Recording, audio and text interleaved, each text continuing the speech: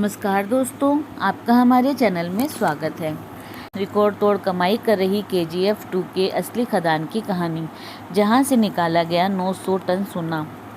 Superstar यश की film Karnataka के कोलार में एक सोने की खान पर आधारित है। यह एक ऐसी खदान है जहां लोग हाथ से सोना खोदते थे।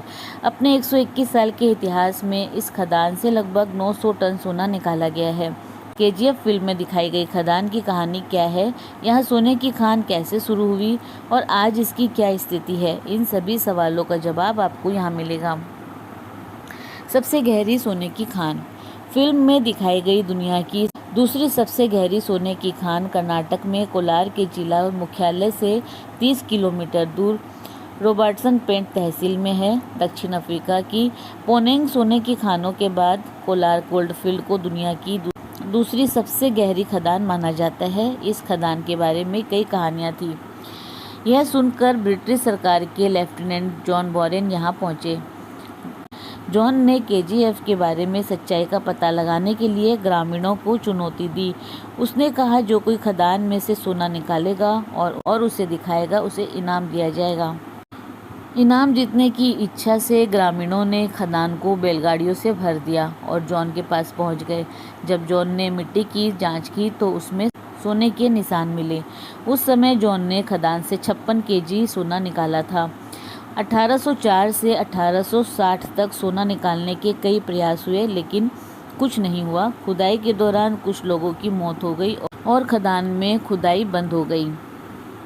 खान पर शोध 1871 में शुरू हुआ। दरअसल एक सेवानिवृत्त ब्रिटिश सैनिक माइकल फ्रिजलगोल्ड लेवली ने 1804 में एशियाटिक जर्नल में प्रकाशित एक रिपोर्ट पढ़ी, जिसमें कोलार में इस सोने की खदान का जिक्र था।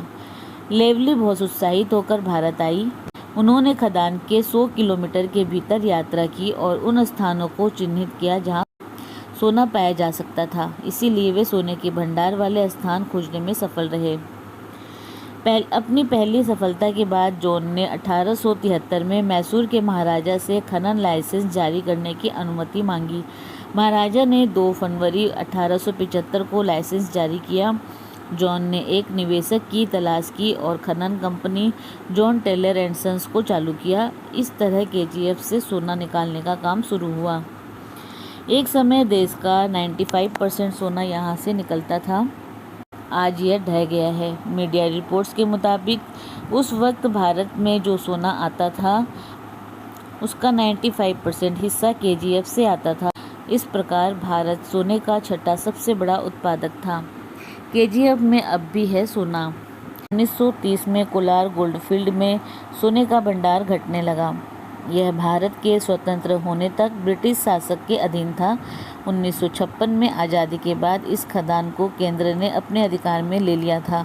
फिलहाल इस खदान के अवशेष ही बचे हैं।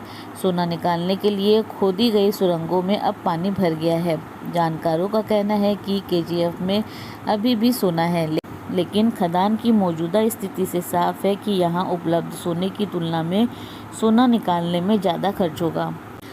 तो ये थी KGF की असली कहानी। दोस्तों, इसी प्रकार और भी रोचक जानकारी के लिए आप हमारे चैनल को लाइक, शेयर व सब्सक्राइब करें। हमारे चैनल में विजिट करने के लिए धन्यवाद।